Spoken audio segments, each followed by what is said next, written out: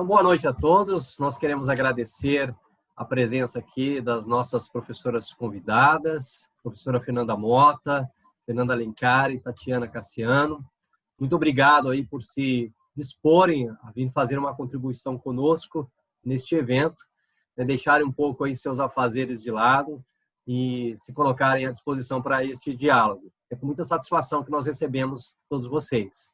Também queremos agradecer aqui a presença dos nossos estudantes. São poucos agora, mas eles devem chegar. Outros aí na sequência, né? Por conta do horário, alguns, pelo fluxo do trânsito, acabam demorando um pouquinho mais para chegar. E agradecemos também a presença aqui dos nossos colegas professores.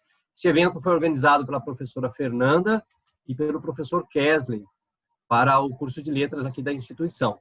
E temos convidados também de outras instituições. Então, que todos possam ter uma noite bastante agradável e bastante produtiva nas discussões que teremos nesta noite. Professora Fernanda, passo a palavra para você.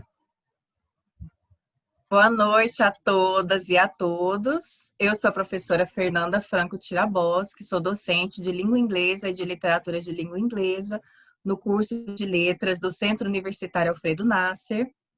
Eu gostaria, em um primeiro momento, de pedir desculpas em nome da coordenação de letras pela ausência de intérprete de Libras durante essa mesa de hoje. Nós entendemos a importância de incluir a comunidade surda em nossos eventos, mas, infelizmente, os intérpretes de Libras da instituição não estavam disponíveis hoje e, por questões trabalhistas, não tivemos condições de trazer pessoas de fora. Eu gostaria ainda de pedir aos participantes ouvintes que façam suas perguntas no chat do Zoom e também quem estiver acompanhando pelo YouTube, façam também suas perguntas no chat, que ao final das falas das palestrantes nós faremos uma discussão. Como já foi dito anteriormente, o professor Kesley e eu faremos a mediação dessa mesa, que tem como título Diálogos Interculturais, Literatura, História e Decolonialidade. É importante, nesse momento, dizer que essa mesa foi pensada como uma possibilidade para confrontarmos as colonialidades, que ainda permeiam a educação literária em língua inglesa. E com isso eu quero dizer que, se olharmos com mais atenção, podemos perceber a supremacia de narrativas históricas e literárias provenientes de paradigmas eurocentrados e estadunidenses nas agendas pedagógicas voltadas para a educação linguística e literária em língua inglesa. E é justamente por isso que corremos o risco de nos ater à história única. E como nos já alertava a Chimamanda Adichie em sua fala na TED Talks, intitulado O Perigo da História Única, a história única pode produzir estereótipos, e o problema com estereótipos não é que eles sejam mentiras, mas que são incompletos. Por tudo isso que foi dito, e pensando junto com as pesquisadoras e os pesquisadores dos estudos decoloniais, e em especial as pesquisadoras do grupo Transição, com as quais eu tenho aprendido muito, entendemos que é urgente girarmos o nosso olhar e a nossa escuta para as narrativas históricas e literárias que são produzidas por autores que falam desde outros contextos socioculturais, a partir de perspectivas outras e de ingleses outros. E aí, pensando em ingleses no sentido dos diversos repertórios e variantes linguísticas da língua inglesa. E para contribuir com as nossas reflexões e enfrentamentos dessas colonialidades, que produzem as histórias únicas, as nossas convidadas, as professoras e pesquisadoras Tatiana Cassiano, Fernanda Alencar e Fernanda Mota, vão dialogar sobre literatura, história e a educação literária a partir de um viés decolonial. Eu acho importante ainda destacar que as palestrantes estão falando desde contextos socioculturais diferentes. A Tatiana Cassiano falando desde Santa Catarina, a professora Fernanda Alencar do Distrito Federal e a professora Fernanda Mota da Bahia. Então, por isso também é que estamos chamando de diálogos interculturais. Antes de apresentar as palestrantes, eu gostaria ainda de esclarecer que solicitei uma breve apresentação escrita por elas mesmas, já pensando em um esforço, né, de enfrentarmos as colonialidades tão presentes nos âmbitos acadêmicos. Então, eu vou passar agora, a palavra para a professora Tatiana Cassiano. A professora Tatiana é mestra pela UDESC, professora e pesquisadora em História, mas ela diz que, antes de tudo, ela também é filha, mãe e mulher negra. A palavra é sua, professora Tatiana Cassiano. Muito obrigada, Fernanda. Muito obrigada a todos e todas. Eu fico muito feliz em estar participando dessa mesa com colegas professoras de outras áreas, né? Eu acho que isso também é um dos pressupostos de quando a gente assume uma postura epistêmica no campo da decolonialidade, de pensar que o conhecimento ele não é restrito, ele não é circunscrito a uma área, mas ele se dá no diálogo. E esse diálogo é um diálogo intercultural, é um diálogo interdisciplinar, e que nós só temos a somar e só temos a aprender, né? Mas isso é um movimento recente. Eu reconheço que agora, eu como historiadora, estudando e tentando entender e aprender a partir da literatura africana, eu percebo muito mais resistências no campo da história do que no campo da literatura. Tanto que as bibliografias com as quais eu ando dialogando, elas são muito amplas e tem bem menos historiadores. Eu reconheço que o campo da história ele é muito mais fechado. No entanto, é por meio desse diálogo, dessas brechas entre as áreas, que a gente vai descobrindo que esse diálogo só tem a ganhar. Tanto que eu participei este ano de uma mesa em história, não pude história e literatura. Então, mostrando que esses campos já estão abertos e que esse diálogo só tende a crescer. Bom, eu queria começar um pouco falando, né, dessa minha relação com a pesquisa, como que eu cheguei na literatura africana, particularmente na literatura nigeriana de língua inglesa. Eu me formei em História no estado de São Paulo, eu sou do estado de São Paulo, na Unesp, e vim fazer o mestrado aqui em Santa Catarina. E foi ao longo do mestrado que eu pude ter contato com escritos e com a literatura africana, né? Meu primeiro contato foi com a literatura do Chinua Achebe, O Mundo se Despedaça. E como se diz que quem nunca teve contato com literatura africana, depois que você lê Achebe, você não é mais a mesma pessoa, porque aquilo ali derruba uma série de estereótipos que eu mesmo tinha sobre o continente africano, sobre as experiências e as vivências em África, né? E aquilo foi um impacto para mim. Primeiro porque, como professora, já em sala de aula, desde muito tempo, eu percebi que, apesar da implementação da Lei 10.639 de 2003, que já pressupunha a obrigatoriedade, né, do ensino de história da África e de cultura, né, africana, de afrodescendentes, nas escolas de educação básica no Brasil, já havia se passado anos dessa lei e ainda tínhamos reproduzindo conteúdos de forma estereotipada sobre as populações africanas. Então, nós vamos falar da África e de afrodescendentes nas escolas, mas de como nós estamos falando deles, né? Então, era uma fala cheia de essencialismos, cheia de generalizações e retirando dessas populações o protagonismo que elas tinham. E o segundo incômodo também que me veio no impacto foi a curiosidade de entender como que mulheres, se tem homens africanos escrevendo sobre o seu contexto, sobre a sua realidade, pegando num recorte histórico do Chinua Achebe, que foi ali, né, nessa transição do pós-independência na Nigéria, como seriam mulheres africanas falando sobre isso? E foi aí que eu desenvolvi a minha pesquisa e cheguei à figura da Flora Nawapa. Flora Nawapa é uma escritora nigeriana, né, contemporânea ao Chinua Achebe, publicou seu primeiro livro em 1966 e ela, assumidamente, nas entrevistas, nos escritos dela, diz que queria escrever, mas escrever a história sobre o ponto de vista dela, porque ela achava que as mulheres elas apareciam de forma muito submissa nas escritas dos seus colegas africanos, e ela não enxergava essa submissão. Ela percebia, de acordo com a sua vivência como uma mulher Ibo na região de Uguta, no sudeste da Nigéria, ela tinha outro olhar sobre essas mulheres, de mulheres diligentes, de mulheres que tinham protagonismo, de mulheres que tinham resistência, né, apesar de toda a violência colonial.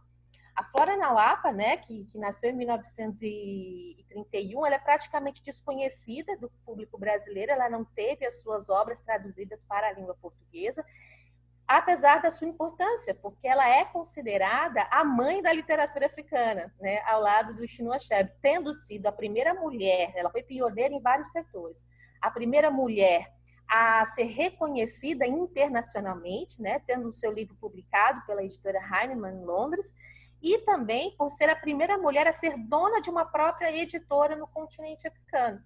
Ela afirmou que o interesse dela em fundar a sua própria editora porque ela percebia que a sua obra ela não recebia tanta atenção e divulgação pela editora, a mesma atenção que era dada para escritores homens. Então, ter o contato com a literatura dela me possibilitou explorar as potencialidades desse diálogo entre história, literatura e, no meu caso, também em ensino de história. Primeiro porque iria me permitir um outro olhar acerca das experiências em África, né? Um olhar a partir do diálogo direto com a Flora e com a obra dela, e, ao mesmo tempo, um olhar feminino, né? Trazendo e derrubando uma série de estereótipos e visões que a gente tem sobre as experiências das mulheres naquele contexto, tanto da colonização quanto do período da independência. A Flora ela publicou 5 romances, né? Além deles, vários contos, vários livros infantis, né? A obra com a qual eu trabalho é Efuru, a primeira, foi publicada em 1966, que é também o nome da personagem principal, em que ela descreve como uma mulher independente, responsável por suas escolhas, uma mulher que que enriqueceu através do comércio, da prática comercial, e que tinha que lidar com os diversos desafios da vida e do papel social da mulher numa sociedade híbrida, né? Relativos à maternidade, ao casamento, ao trabalho.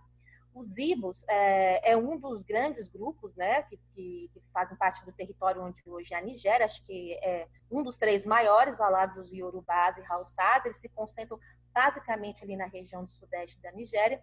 E a Flora, ela não ficou conhecida também somente pelas suas obras, mas também pela sua importante participação na reconstrução da Nigéria pós-guerra civil, né? A Nigéria passou por uma guerra civil bastante violenta ali, né, no finalzinho dos anos 60, início dos anos 70, guerra civil separatista, que a região de Biafra tentou se separar do Estado nigeriano e deixou milhares de mortos. E na recuperação do país, a Flora foi ministra, né, ministra acho que das terras e assistência social, também de desenvolvimento, e ela nesse processo de reconstrução, ela também ficou reconhecida pela ajuda que ela deu a muitos refugiados nigerianos que conseguiram se abrigar nos Estados Unidos. Então, a partir do diálogo com os intelectuais nigerianos e também nessa episteme, né, decolonial que pressupõe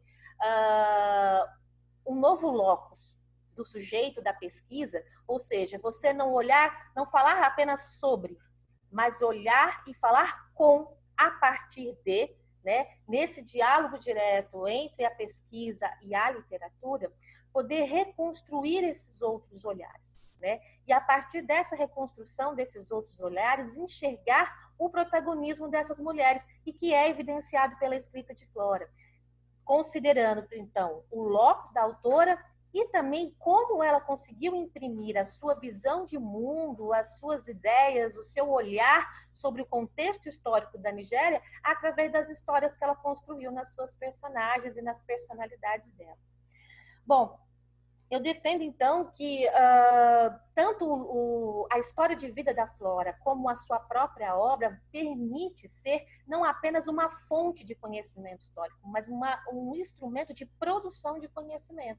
Né? Então, é uma relação que vai além da fonte. É um diálogo, e que esse diálogo se dá a partir dos sujeitos africanos.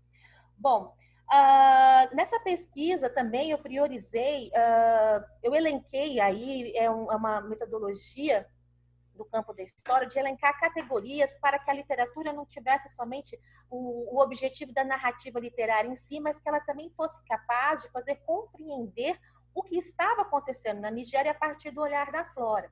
Então, o primeiro desafio foi o da tradução, né? Eu não sou especialista em tradução, então primeiro teve esse desafio, e não é uma tradução do inglês, é uma tradução do inglês nigeriano, né? Inglês nigeriano que tem as suas próprias características e que na escrita da Flora ainda vem incorporada, né, a tentativa de transpor para a escrita aquela fluidez da oralidade, a presença de provérbios, né, da fala proverbial, tentar ser passada também na escrita.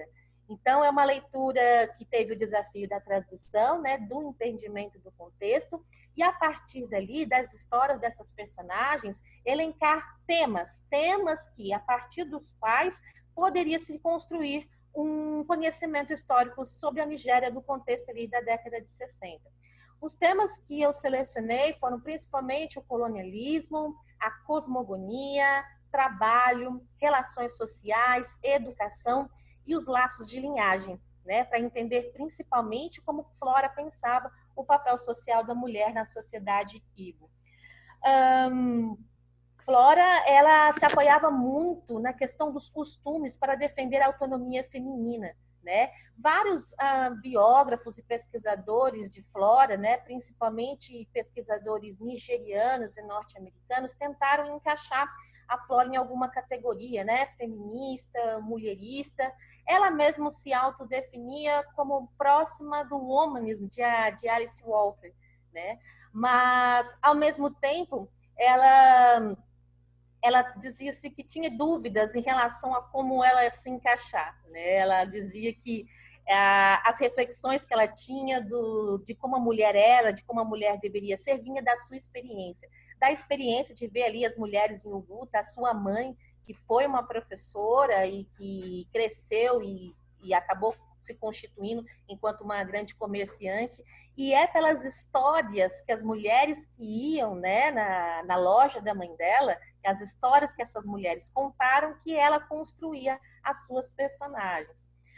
Outros biógrafos de Flora também dizem que, a partir dos seus 5 romances, que seguem uma ordem, né, quase que cronológica, é possível você fazer um retrato da Nigéria ao longo de todo o século XX, pegando todo esse contexto do colonialismo, do pós-independência, da luta por libertação, do pós-independência, da consolidação e todas as contradições na consolidação do Estado nigeriano.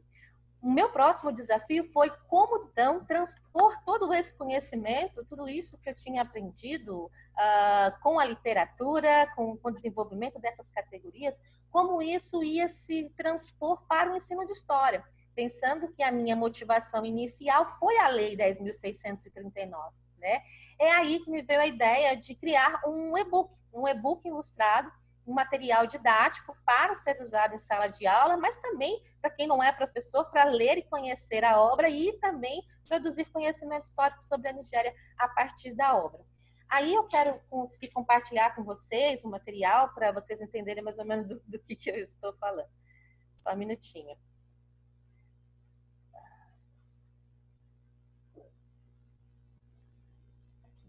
Vocês estão conseguindo visualizar? Sim? Tá.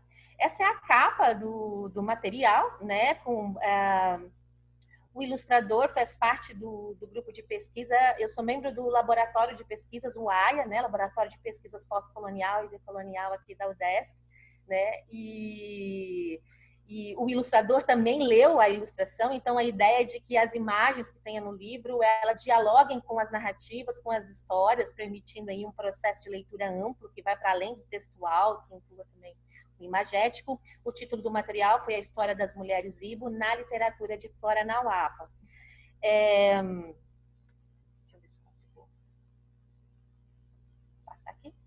Bom, eu começo apresentando o material, a intencionalidade dele, no que ele se inspirou, como ele nasceu, como ele foi pensado, apresenta a estrutura. Essa é uma parte que a gente tinha bastante cuidado. Nas nossas experiências em sala de aula, muitas vezes o material ele vem num formato fechadinho, que nem sempre se adapta na forma como o professor pode usar, né? Porque você tem salas de aulas diferentes, alunos diferentes, contextos diferentes e, obviamente, as suas metodologias precisam ser adaptadas. E é claro que o material permite essa liberdade, ele é articulado em partes independentes, então o professor pode decidir se vai trabalhar com uma parte primeiro ou com a outra ou assim por diante. Aqui vocês vão mais ou menos entender do que eu estou falando. A primeira parte eu apresento a Flora, né? Eu apresentando Flora na UAPA, eu trago um pouco da biografia dela, falo quem são os ibos, o contexto, né? O papel deles, as suas características dentro do Estado nigeriano e faço uma pequena apresentação da obra Efuru. Em seguida, eu trago as personagens. Eu selecionei basicamente 6 personagens, né? A personagem principal, Efuru, e todas aquelas que articulam com ela e que, por meio das histórias dessas mulheres, me permitiu entender qual era a visão da Flora, né? Foi com a leitura das histórias e das características dessas personagens que eu consegui elencar aquelas categorias que eu falei para vocês, né? Colonialismo, trabalho, relações sociais, laços de linhagem, etc. Para entender essas categorias e esses conceitos, eu também elaborei textos didáticos. Os textos didáticos eles foram construídos em diálogos com historiadores, antropólogos, sociólogos, né, pessoas da área da linguística e da literatura nigerianos. Né? Isso foi a importância disso, de fazer um diálogo sul-sul, como se diz, né? Pensando que os africanos eles não podem apenas ser tratados, isso dentro de uma episteme decolonial, como objetos de pesquisa, como fontes de pesquisa, mas são sujeitos produtores de conhecimento. Aí vem o maior desafio, que grande parte do que essas pessoas escrevem e divulgam pelo mundo não chegam para nós aqui no Brasil. Né?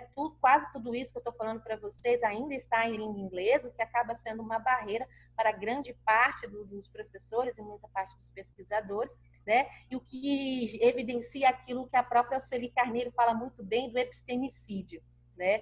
Que até a falta de acesso à nossa história e às nossas origens é uma das formas de manifestação da violência colonial que atinge a população africana e afro-brasileira até hoje. E na última parte vem as fontes de pesquisa, onde eu peguei pequenos trechos da obra que foram importantes para a constituição desse material, traduzidos por mim, né? E que estão ali divididos também em categorias. Vou mostrar um pouquinho para vocês, para não me estender muito. Aqui a parte onde eu falo da Flora, né? Trago uma imagem dela. A Flora faleceu em 1993. Um sobrinho dela, o cineasta, o Nyenka Niwele, ele fez um documentário chamado The House of Nawapa, né? A Casa de Nawapa, em onde ele descreve um pouco da biografia dela, entrevista amigos, tudo. Tem disponível no YouTube, mas infelizmente ele também não foi legendado para o português. Nós conseguimos, inclusive, autorização, o grupo de pesquisa conseguiu autorização do cineasta para poder legendá-lo, então provavelmente o ano que vem esse já será uma nossa próxima conquista, né? Aqui eu falo dos ibos, trago um mapa da Nigéria, mostrando mais ou menos a localização dos principais grupos étnicos na Nigéria, falo um pouco do histórico deles, da história deles, do contexto, falo um pouquinho da obra Efuru, mas o que eu acho que é bem legal para mostrar assim é a questão das personagens, né? Bom, o que eu fiz? Eu desenvolvi pequenas narrativas que contam a história dessas personagens, inspirados naquilo que eu li da obra, né? Essas narrativas falam delas, do que elas, das histórias que as envolvem e de como elas se relacionam. Tem além da ilustração de cada uma dessas personagens e também tem trechos da obra que estão articulados com partes em negrito. Então, por exemplo, para evidenciar que daquilo que está sendo falado ali na narrativa está em diálogo direto com a própria literatura. Também trechos que foram traduzidos por mim. Aqui são as outras personagens, né? Toda personagem tem a sua imagem. A deusa do lago, a deusa do Ramiri, que tem um papel central em toda a obra da Flora Nawapa. Ela encarna a ideia de feminilidade e independência femininas na figura dessa deusa, que é uma deusa que é cultuada até hoje na região do Lago Guta, né? Ali da região de Uguta. E e as histórias que envolvem ela, né, e os dilemas relacionados aos personagens também estão em relação com a história e com o papel da deusa na vida dessas mulheres. Aqui, depois, em seguida, nos textos didáticos, tem aqueles textos em que eu vou falar um pouco de cada um desses conceitos e como eles foram construídos em diálogos com a literatura. Também trago fotos, imagens, falando um pouco desses acontecimentos, de coisas que são descritas no livro, como, por exemplo, o famoso Festival do Novo Inhame, né? Trago imagens sobre isso. Sugestões de questões, caso um professor queira trabalhar em sala de aula, e como esses conceitos podem ser trabalhados em articulação com a literatura. E é isso. E aqui na frente são as fontes de pesquisa. Né? Nas fontes de pesquisa tem trechos da obra, a parte da obra traduzida, a página, e com qual evento e acontecimento da obra que aquele trecho está relacionado. Né?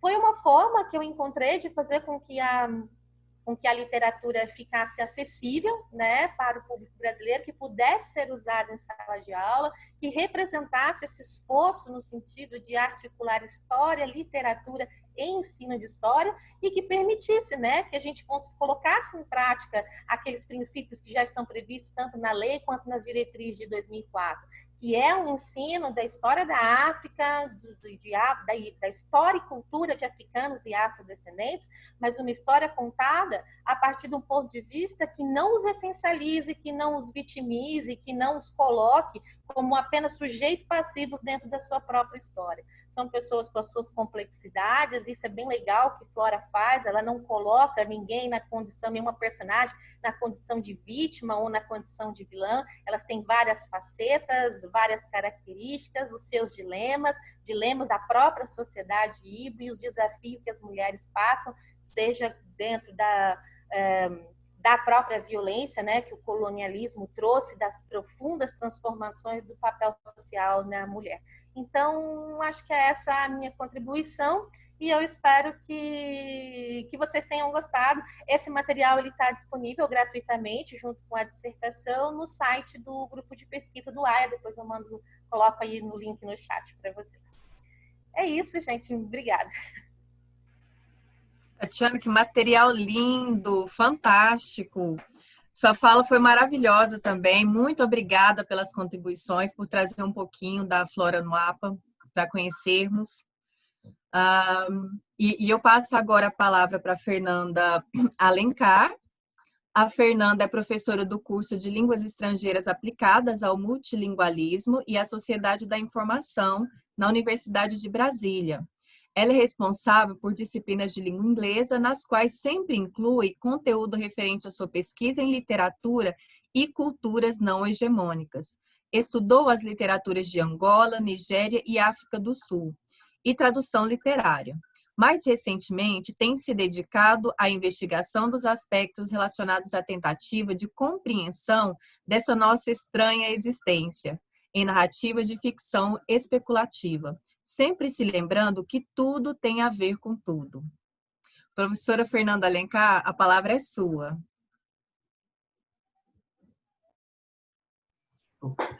Bom, boa noite.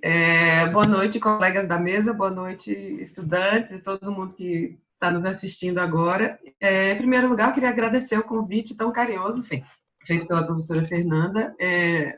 Muito obrigada, né? Apesar de todas as demandas e dificuldades que a gente tem nesse momento tão complicado, a gente sempre arruma um lugarzinho na agenda quando o assunto e o tema são esses que a gente vai tratar aqui, né? Questões relacionadas às culturas africanas, afrodiaspóricas, e também as questões de decolonialidade, que são tão imprescindíveis para a gente discutir o mundo hoje, né? E ontem e amanhã também. Então, muito obrigada por isso. Queria também parabenizar a fala de Tatiana, que veio antes, lindíssima, material muito interessante.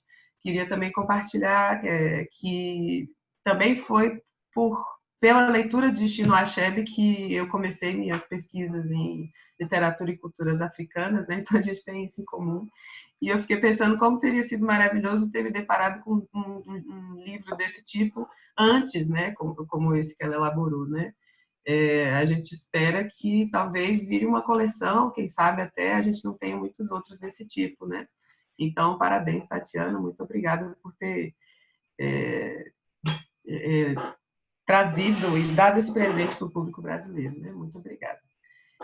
Eu vou, então, compartilhar com vocês minha tela. Eu fiz uma breve apresentação de slides. Só um segundo. Deixa eu ver. Tá aparecendo? Tá compartilhando? Tá? Ok. Então, vamos lá.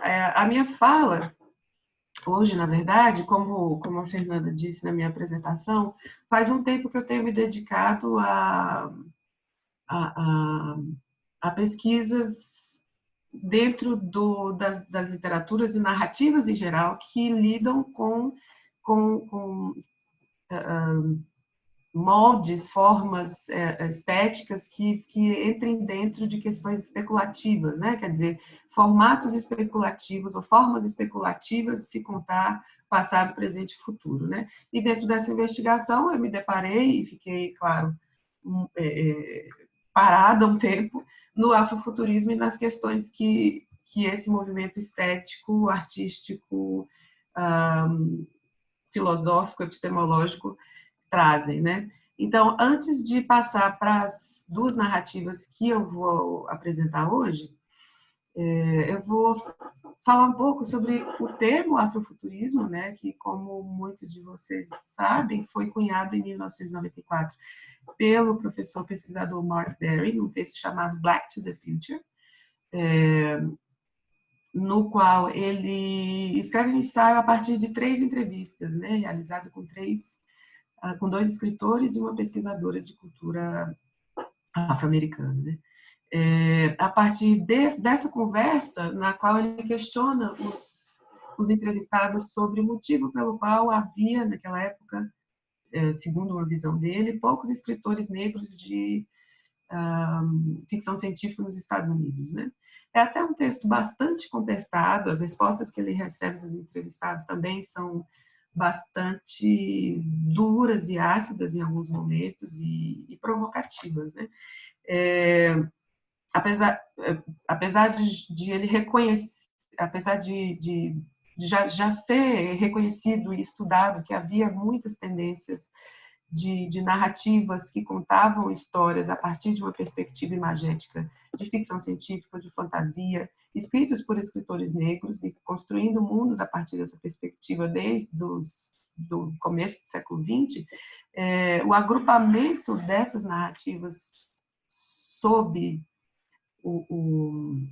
a égide de um termo, de uma escola, de uma categoria de narrativas ainda não existia, né? Então, só nos anos 90 que esse termo foi cunhado, o afrofuturismo, dentro desse texto de Mark Dery. E, como a gente pode imaginar, o termo em si foi bastante, e ainda é bastante questionado por vários escritores, pesquisadores, cineastas, etc., principalmente porque ele aparece a partir de um questionamento da indústria do entretenimento americano, né? Quer dizer, o ponto de partida para fazer esse questionamento e para dar um nome surge nesse contexto, né? Quer dizer, a indústria do entretenimento, a indústria bastante capitalista do entretenimento norte-americano. Daí, muitas pessoas passaram a questionar o uso do termo e se ele, de fato, seria capaz de englobar esse movimento num sentido mais amplo, né? Então, a partir daí, ele ficou conhecido como a inserção de personagens, temas e perspectivas negro-africanas ou negro-americanas em histórias narrativas, contextos de música ou moda que tivessem esse olhar ou esse formato especulativo, né?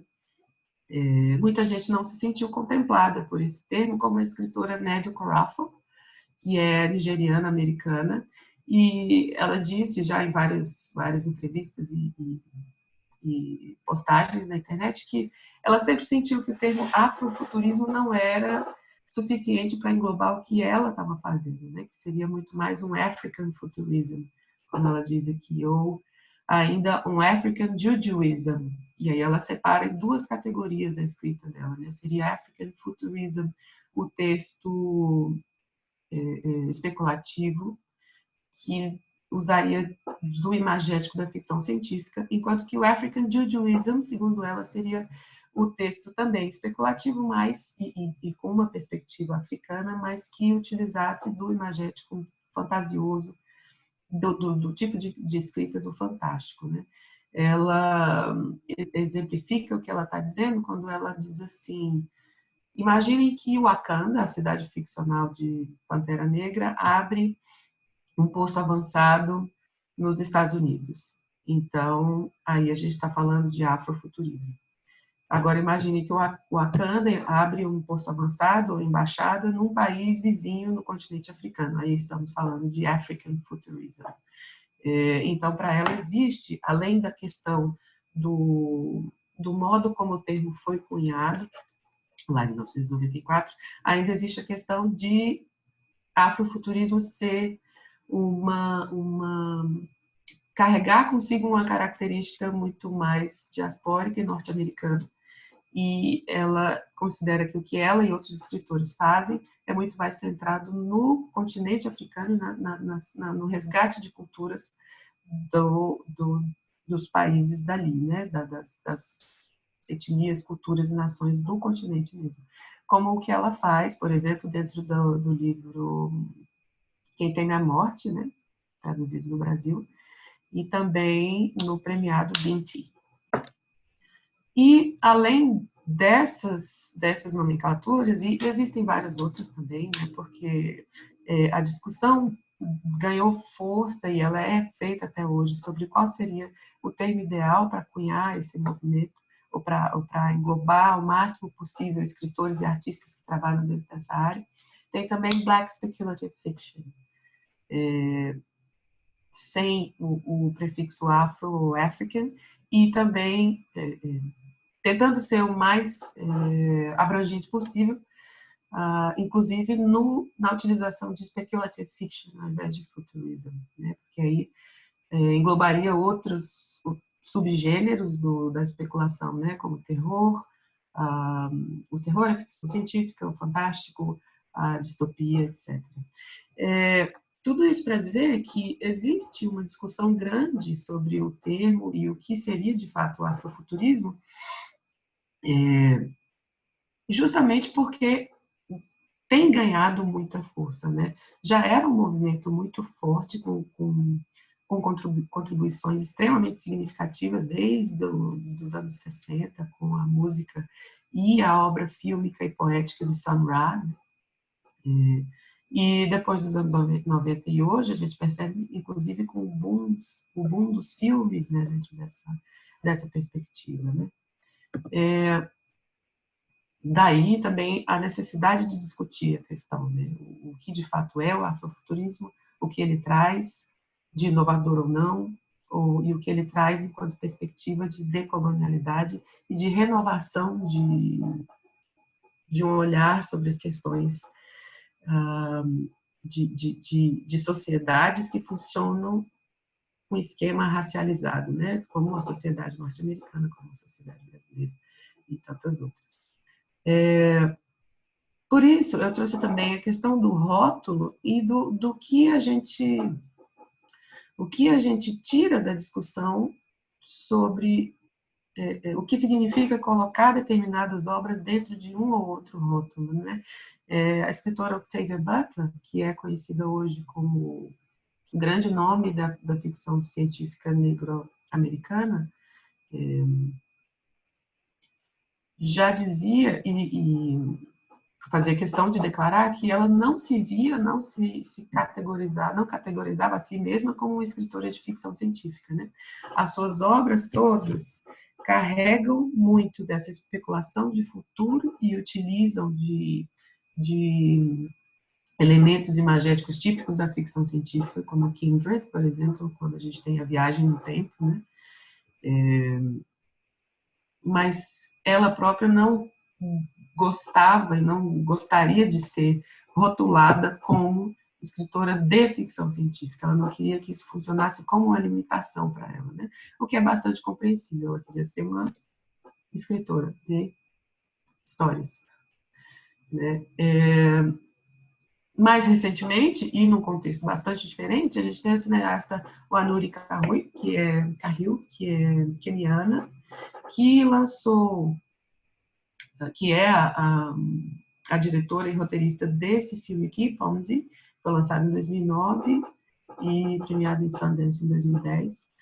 É um curta que é classificado como afrofuturista, no qual a gente encontra uma personagem que vive numa espécie de colônia tecnológica no futuro pós-Guerra da Água. E, bom, não vou entrar muito em detalhes, mas em entrevista ela disse: quando eu escrevi o roteiro do meu filme e comecei a filmar, eu não tinha em mente nenhuma questão relacionada a afrofuturismo em si. Eu estava escrevendo uma obra que carregava questões e elementos imagéticos da ficção científica e e da fantasia, né? Aqui ela já caiu em uma outra questão, quer dizer, eu me via como produtora de filmes de ficção científica, não necessariamente afrofuturista. E aí ela traz a discussão, inclusive em 2 TED Talks diferentes, sobre o que seria o afrofuturismo, então. Fazer filmes que se passam no futuro e aparecem personagens negros, ou até que ponto existe o afrofuturismo enquanto uma necessidade inerente a cada artista em contar a história do jeito que foi planejado, ou até que ponto, na verdade, não estaríamos tratando de uma moda e que as pessoas adaptavam o seu trabalho ou a sua história para que elas se condizesse com aquela tendência, né? Ela expôs essa preocupação dela de que o afrofuturismo fosse apenas mais uma moda, e também, ao mesmo tempo, ela retraçou algumas histórias e narrativas da tradição de etnias africanas, histórias que foram passadas oralmente e que, para ela, se caracterizavam como uma espécie de ficção científica, assim, a van la lettre, né? Uma ficção científica antes mesmo de se pensar em ficção científica, ou no que seria ficção científica. Ela usa essa lista, né, de histórias, narrativas e imagens provenientes de regiões diferentes do continente africano para mostrar que a especulação, a fantasia e a projeção de diferentes futuros possíveis já faz parte de uma africanidade inerente, pelo menos nos países e regiões que ela cita, né? Ela foi bastante criticada pelo cineasta sul-africano Feto Gotsepo Machacha, que é o diretor de várias animações, como essa daqui, Ultrasol, porque ele dizia o seguinte: a gente não pode simplesmente olhar para trás e falar que a gente já era afrofuturista antes de tudo, né? Ele questiona, na verdade, o prefixo afro antes do futurista, porque assim como ele questiona o afro-surrealismo, o afro-punk, o problema para ele é o prefixo afro, como se o afro estivesse sempre parasitando manifestos artísticos, né? Então, você tem o afro como um futurismo feito por africanos ou descendentes de africanos, o afro-surrealismo como um surrealismo feito por... E aí, para ele, esse prefixo funcionaria como uma espécie de armadilha, né? Como se prendesse a criatividade africana ou dos afrodescendentes dentro de moldes já pré-determinados por outros movimentos anteriores, que já tinham seus manifestos, né? Ele acha problemático o uso do afro nesse sentido e pede que os artistas tragam novos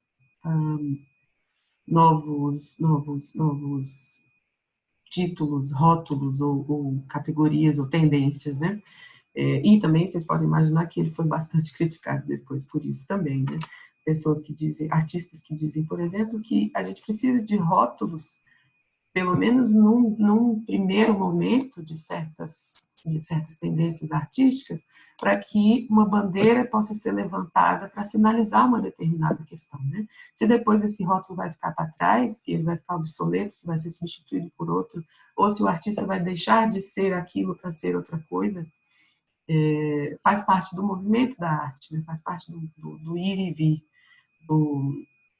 das tendências artísticas, né?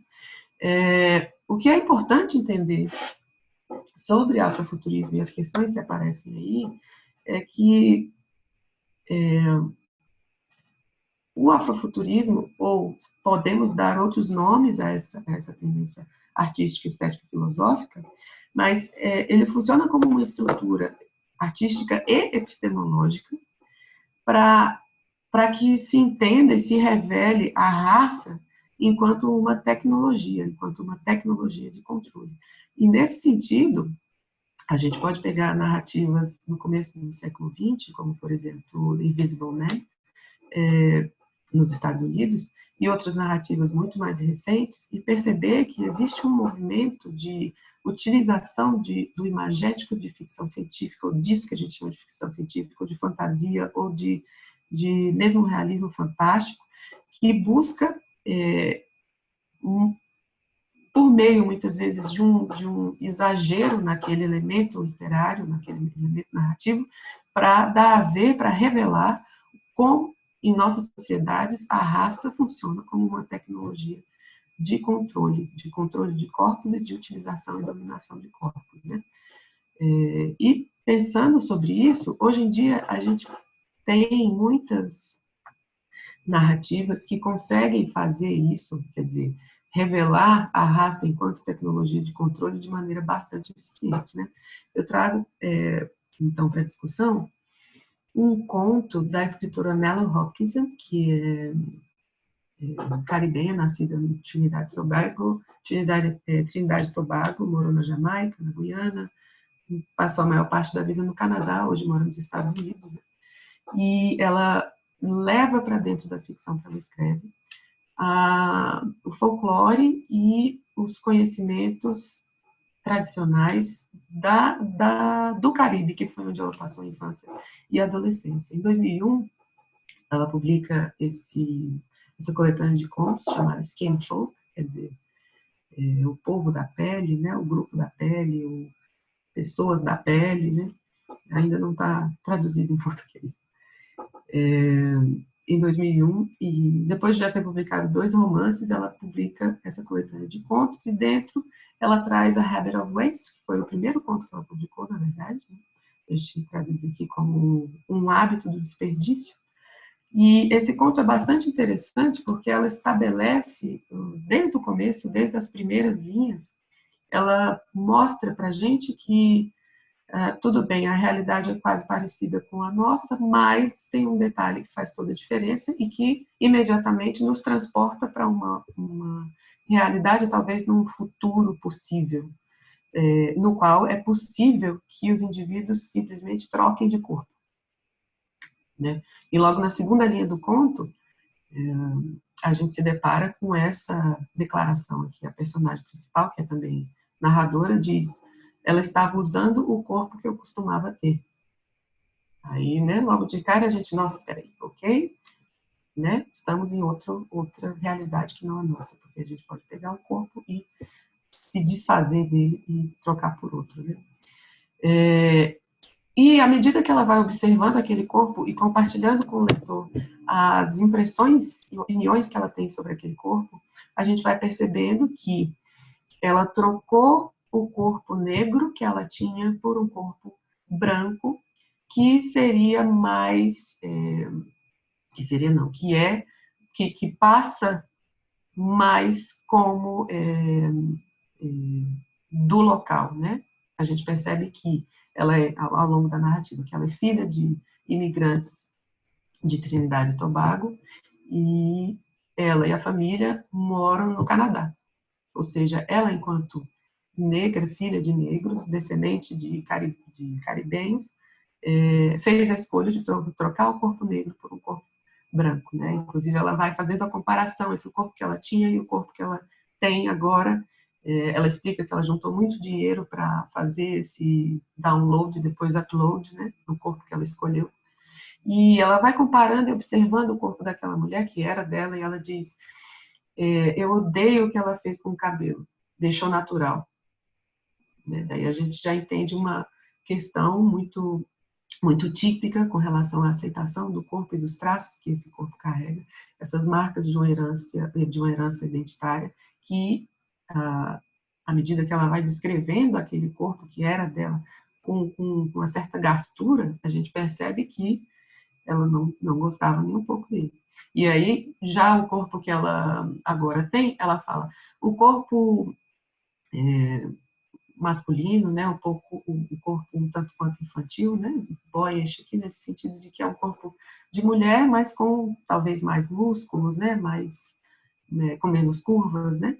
Então aquele corpo masculino ainda estava magro, ainda era magro, as coxas ainda finas e seios pequenos, perfeitos e ainda levantados, arrebitados, né? Que a gente pode traduzir de várias formas, e ela vai fazendo essa comparação.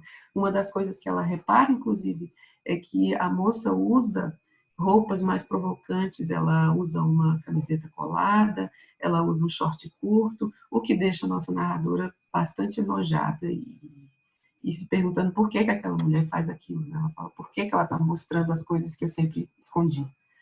Ela fica, inclusive, se questionando, será por que ela pegou esse corpo? Por que ela pegou o corpo que eu descartei?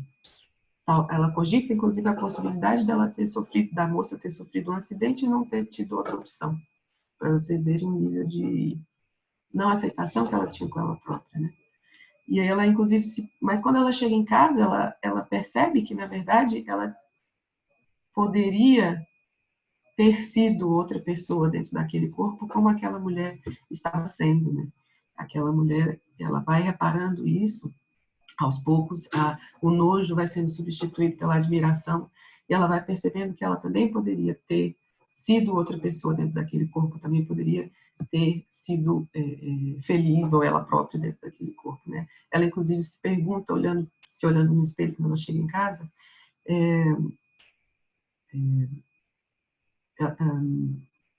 aqui tem um probleminha de gramática, mas ela se pergunta se o corpo que ela tem agora tem o mesmo brilho que o corpo anterior dela tinha, né? A gente começa a perceber um pequeno arrependimento naquela ação de ter trocado de corpo. E ela também comenta sobre a reação dos pais quando eles viram o que ela fez, né? Meus pais ficaram completamente fora de si quando eles descobriram que eu tinha trocado de corpo. E também, em um outro momento, quando ela se depara com uma outra pessoa, que eu não vou entrar nos detalhes do conto para não tomar muito tempo, né? Fica aí a dica de leitura, ele é fantástico, maravilhoso. E num determinado momento, quando ela está conversando com um senhor que também é de Trinidad e Tobago, e ele fala para ela, então você também é lá de casa, você também é lá da terrinha, né?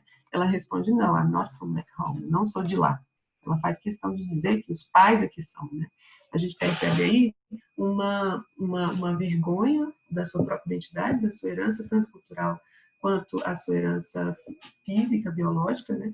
E uma facilidade em se descartar, se desfazer, daí o título do conto, né? Se desfazer e desperdiçar tudo aquilo que ela era e poderia ser, né? Ao tornar, dentro desse conto, ao tornar o corpo uma coisa tão facilmente descartável, né? Porque bastava juntar um dinheiro para você trocar de corpo, a narrativa consegue chamar a nossa atenção, portanto que corpo, na verdade, é uma questão, todas as questões que giram em torno do corpo, né? Ao transformar o corpo em algo facilmente descartável, ele se torna, na verdade, o centro da história. E também uso aqui, para encerrar, utilizando o mesmo mote, que é a troca de corpo, mas aqui num sentido completamente outro, Eu imagino que vocês conhecem esse filme, né? Até peço desculpa para quem não assistiu, porque eu vou acabar falando, fazendo um certo spoiler aqui. Mas Corra, o filme do Jordan Peele, que é classificado como terror psicológico, ficção científica terror, de 2017, ele traz também uma narrativa numa realidade que não por métodos científicos, mas também com tanto de hipnose, fica aí entre a ficção científica, a fantasia e o terror, né?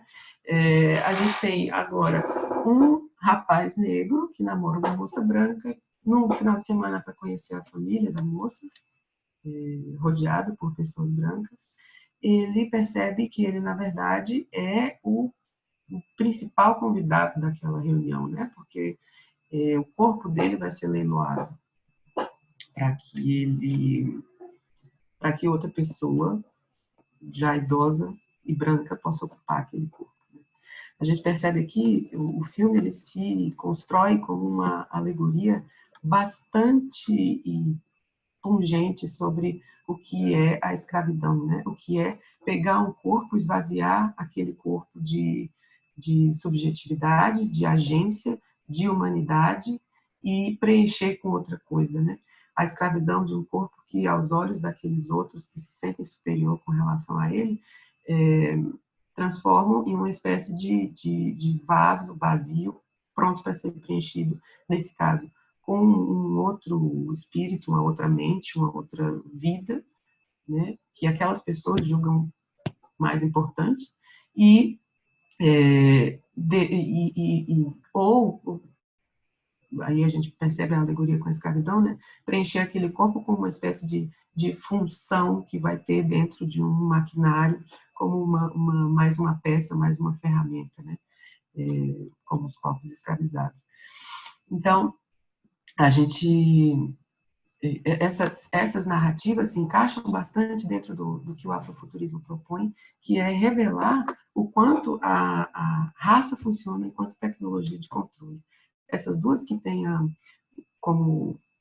em comum a questão do trocar de corpo, de se desfazer de um corpo, ou se desfazer do que existe dentro de um corpo, né, que no caso do filme, essas duas narrativas realizam com maestria essa jogada de utilizar uma questão tão natural dentro das narrativas de ficção científica, né, que é trocar de corpo, se transformar em outra coisa, mas com o intuito de revelar a perversidade da organização de uma sociedade que acha que certos corpos são descartáveis, né? É uma questão que a gente precisa sempre discutir e cada vez mais, né? A gente percebe isso em episódios o tempo inteiro dentro das histórias do noticiário dos Estados Unidos e no Brasil, como agora recentemente, né? Quer dizer, certos corpos parecem ser descartáveis, então a gente percebe o quanto esse tipo de discussão está sempre viva e precisa chegar até nós de todas as formas possíveis, né? E o afrofuturismo é eficaz nesse sentido de trazer para a gente essa discussão e chamar a atenção para isso. Eu encerro por aqui, então, e fico à disposição. Muito obrigada. Fernando, muito obrigada pelas contribuições. Fala maravilhosa. Eu acredito que esse tema, afrofuturismo, é um tema bastante pertinente, necessário, né? Talvez se tivesse sido debatido, né, e apresentado nas escolas, talvez a Lilian Schwartz não tivesse feito a crítica que fez a Beyoncé. Bem, é só uma brincadeira, mas eu acredito que é necessário, né? Nós costumamos levar, por exemplo, o conto da Aya, né, que tem ganhado um espaço muito grande, está inserido nesse âmbito da ficção especulativa, mas a gente precisa também levar outras perspectivas, né? Apesar de o conto da Aya já ter sido assim um deslocamento do foco, né? Das ficções científicas e especulativas produzidas pelo homem branco europeu ou americano, a gente ainda precisa deslocar ainda mais para outros contextos, para outros lugares. Eu passo, então, agora a palavra para a professora Fernanda Mota. A Fernanda Mota Pereira é professora, pesquisadora da área de linguística aplicada crítica, entusiasta da literatura e das línguas estrangeiras, viajante de rotas não contempladas pelos European Dreams, autora do livro bilíngue Education and Literature, Reflections on Social, Racial and Gender Matters. A propósito, eu tenho esse livro maravilhoso, é um livro que tem me inspirado muito. Esse livro foi publicado pela editora da UFBA, e a Fernanda Mota também é tia da Laurinha. Eu passo agora a palavra para você, professora Fernanda. Olá, boa noite a todas e todos. É um prazer imenso estar aqui hoje. Como foi dito em algum momento, a gente tem uma série de demandas e estamos chegando ao final de um ano muito difícil, mas o convite e o tema da mesa foram reenergizantes, porque é sempre muito bom falar sobre decolonialidade. E é uma honra ter recebido um convite também tão afetuoso por parte da professora Fernanda Franco e do Centro Universitário Alfredo Nasser. Agradeço imensamente o convite, essa oportunidade de falar e compartilhar essa mesa com duas grandes professoras que falaram de forma muito inspiradora. O trabalho, Tatiana, inclusive eu já copiei aqui o link, vou ver o seu material, Tatiana. E o trabalho também de Fernanda Alencar, que é um trabalho extremamente pertinente e importante para nós pensarmos e repensarmos várias questões em relação à decolonialidade, representatividade e tantos outros pontos. Bem, eu intitulei essa minha fala como Literatura para Vivências Decoloniais. E aí, então, eu explico desde já o porquê desse título. A gente tem uma tendência, muitas vezes, a pensar a academia como distanciada da vida, quando, na verdade, tudo que nós fazemos na academia resvala, direto ou indiretamente, para a vida. E a decolonialidade é esse convite de um entrelace de vivências, experiências, saberes que podem ser trançados a conhecimentos, pesquisas, modos de produção de ciência no âmbito acadêmico, que só tem realmente a suplementar e a somar a essa gama de conhecimentos, competências e habilidades que nós temos que ter para viver uma vida em que haja espaço para a pluralidade. Então, daí o porquê desse título. Bem, eu queria trazer como epígrafe para essa fala o Bob Marley, e assim, não é de forma aleatória que eu estou trazendo, não sei se vocês estão conseguindo ouvir ao fundo. Claro que nós não vamos ouvir Redemption Song agora, mas fica aí o convite para que vocês revisitem Bob Marley. E ele traz nesses versos de Redemption Song, essa canção de redenção, emancipate yourselves from mental slavery.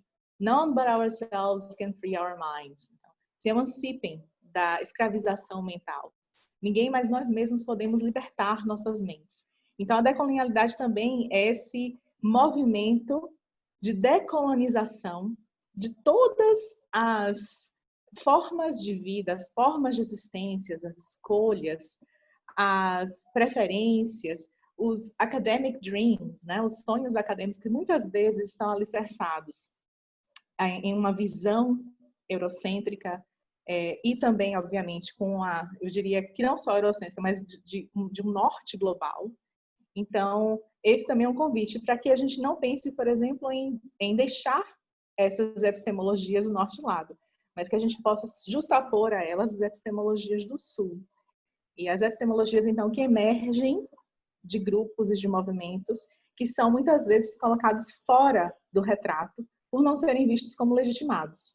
E aí, então, nesse sentido, a minha fala também, e aí, então, já falei, né, a Fernanda já apresentou um pouco sobre o meu lugar de fala, a minha fala também é no sentido de acionar esses meus múltiplos papéis e mostrar esse caminho que eu tenho percorrido como professora, como pesquisadora, porque, afinal de contas, tudo que a gente fala é muito entrecortado pelo nosso lugar de fala.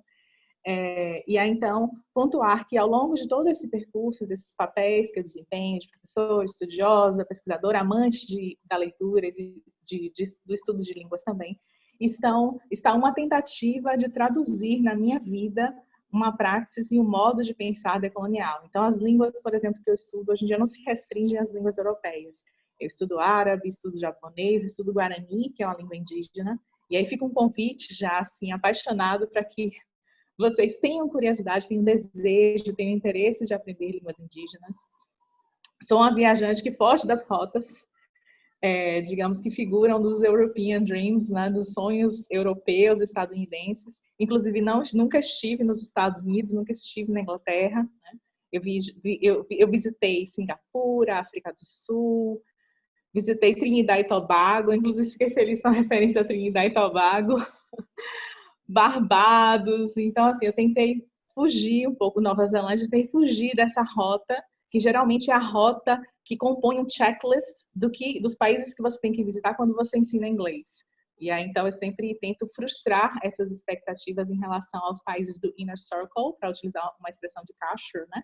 A Inglaterra, Estados Unidos, e mostrar que esse inglês ele tem um caráter plural e que vale muito a pena estilhaçar esses hábitos esses padrões tão frequentes das rotas de destino dos professores e estudantes da língua inglesa para outros espaços, para que a gente possa compor uma miríade multicor das possibilidades de aprender e de ensinar uma língua estrangeira.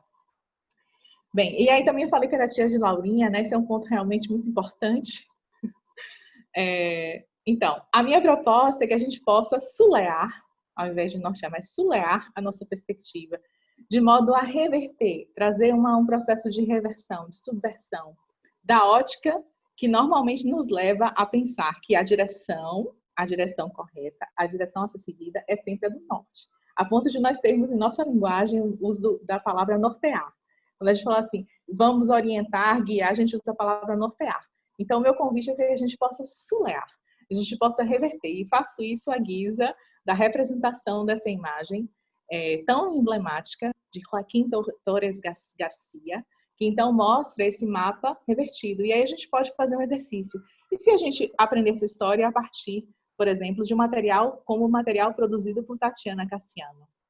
Se a gente, de repente, aprender essa história a partir de narrativas, a partir de histórias contadas do sul global, a partir da perspectiva africana, a partir da perspectiva indígena, nós teríamos muito a reverter.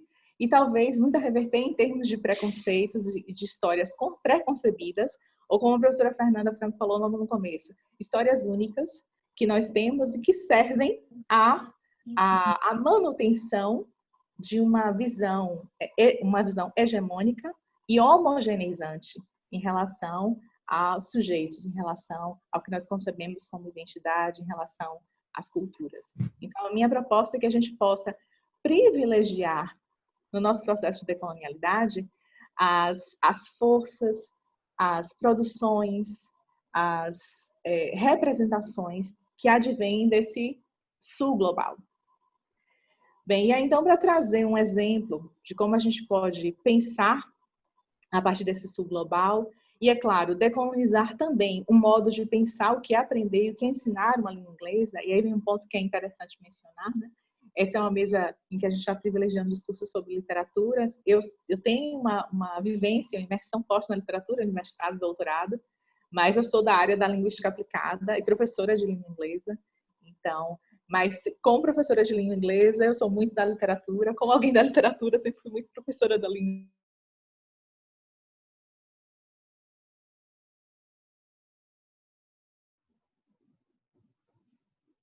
Acho que ela caiu, né? Inglesa. E um ponto que sempre me trouxe minha estudantes que estão assistindo a essa palestra, deixa eu ver aqui. Voltou? Não. Agora voltou. Você caiu por alguns segundos, Fernanda? A internet hoje aqui não está muito estável, mas voltou, né? Então, eu estava falando que, assim, eu acredito que muitos de vocês, estudantes que estão assistindo a essa fala, são professores, quer dizer, são professores em formação, estudantes de letras, essa área paradisíaca, extremamente necessária para a construção de um país onde haja pessoas com pensamento crítico e que tenham a sensibilidade para ver na linguagem o caminho para a construção de uma sociedade que prima pelo respeito, pela convergência das mais diversas culturas. É uma área realmente belíssima. Eu sempre defendo letras como essa área paradisíaca. Então, vocês que são professores, serão professores de inglês, alguns já devem atuar como professores de inglês, é muito comum os alunos perguntarem, né? Que inglês você fala? Pelo menos aqui em Salvador é muito comum. Você fala inglês britânico, inglês norte-americano, então fica aquela velha dicotomia hegemônica, né? E assim, eu sempre defendo assim, olha, eu falo o meu Brasinglish, né? Eu falo o meu inglês, que tem traços da minha identidade como falante do português, né? E estou muito atenta ao inglês falado em outras regiões. Inclusive, por ter sido formada, porque eu fiz, né, os cursos livres e tal, e mesmo na UFBA, logo no começo, eu tinha muita ênfase em um determinado tipo de sotaque. Quando eu viajei a primeira vez por exemplo, eu fui para a África do Sul, era muito difícil, às vezes, né? Entender algumas coisas, porque eu estava acostumada com a visão monolíngue do inglês. É o inglês que é falado, né, 100% nos países de língua inglesa, então vai ser tranquilo. E não.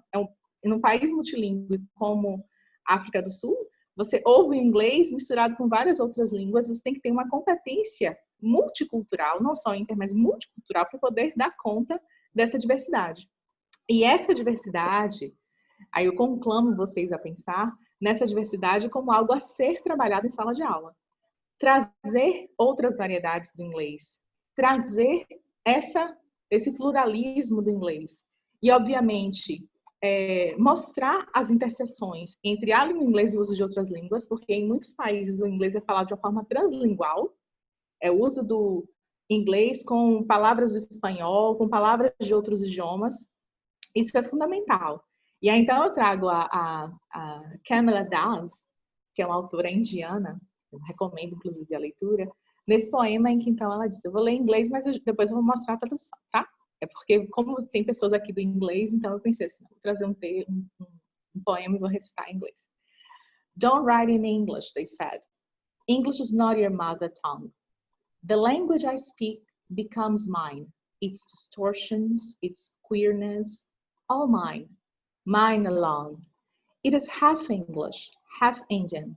Funny perhaps, but it's honest. It is as human as I am human. It voices my joys, my longings, my hopes. E aí, então, aqui está a tradução, né? Não escreva em inglês, eles disseram.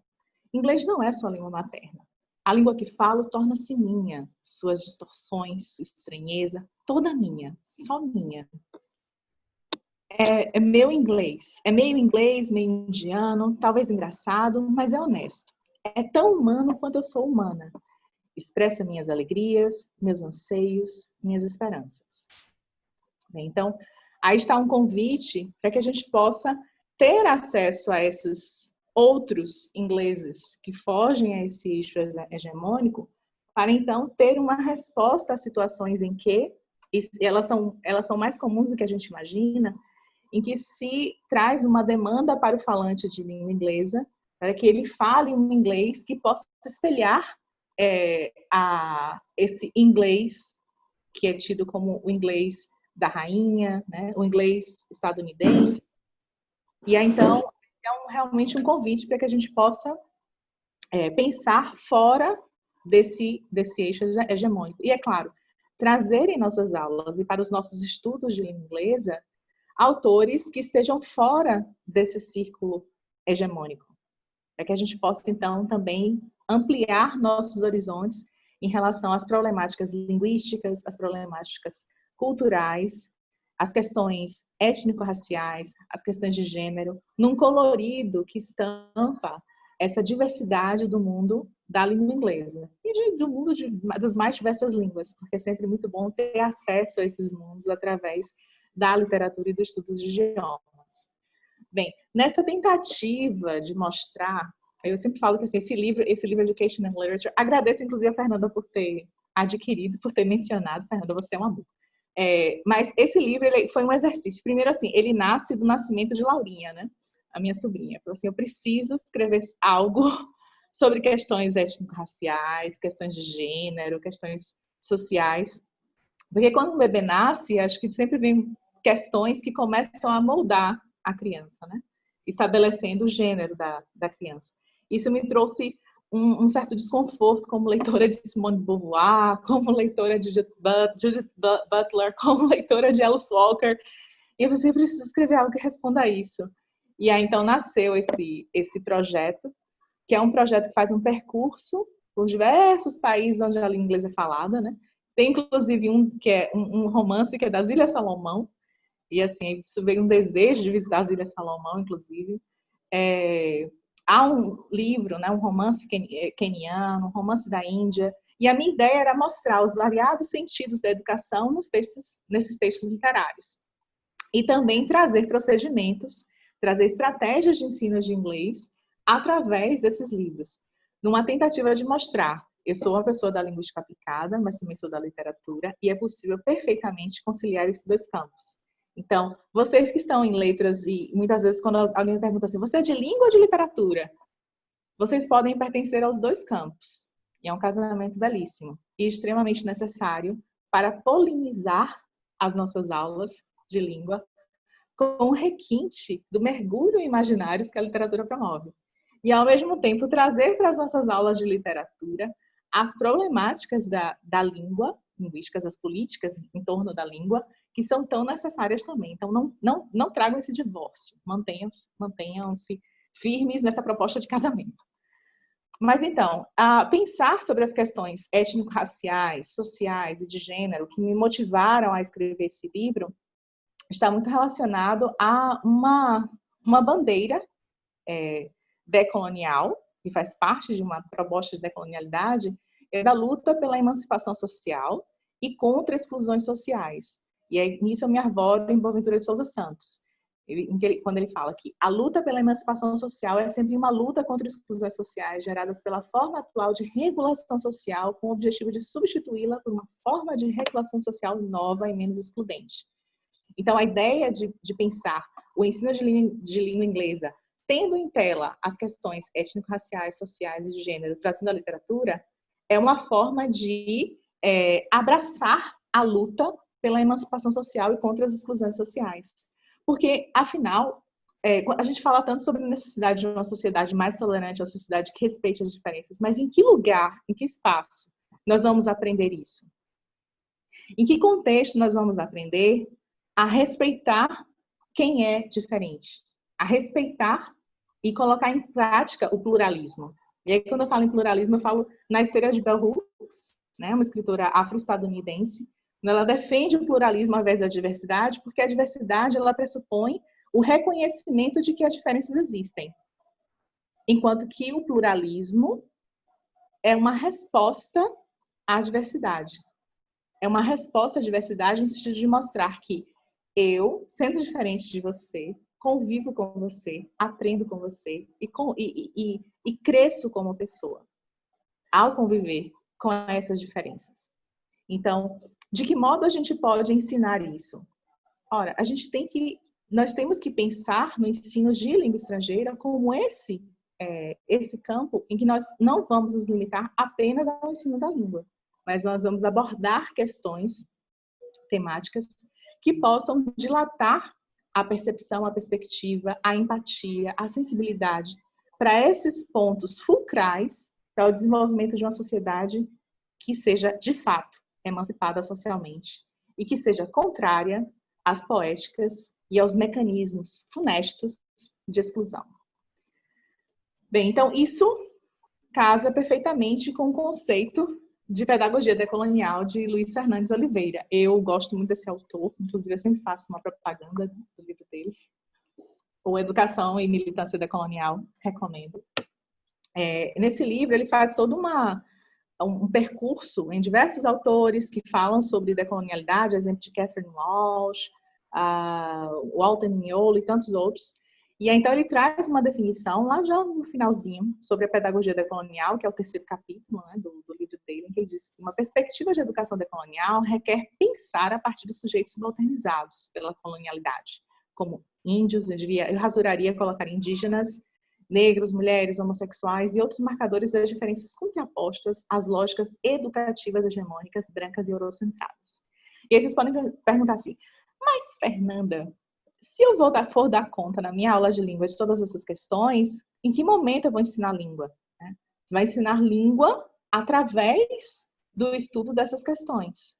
Porque no momento em que vocês ficam apenas centrados na língua e escolhem, por exemplo, um texto aleatório apenas para ilustrar o uso do symbol past, por exemplo, vocês deixam de lado um dos papéis do educador como intelectual transformador, na secção de Commonwealth Value, que ensina não só para instrumentalizar os alunos com conhecimentos que nós pressupomos que eles não têm, né? No sentido de aluno mesmo, sem luz, e a gente, então, projeta essa luz para que ele possa, a partir disso, ter o conhecimento.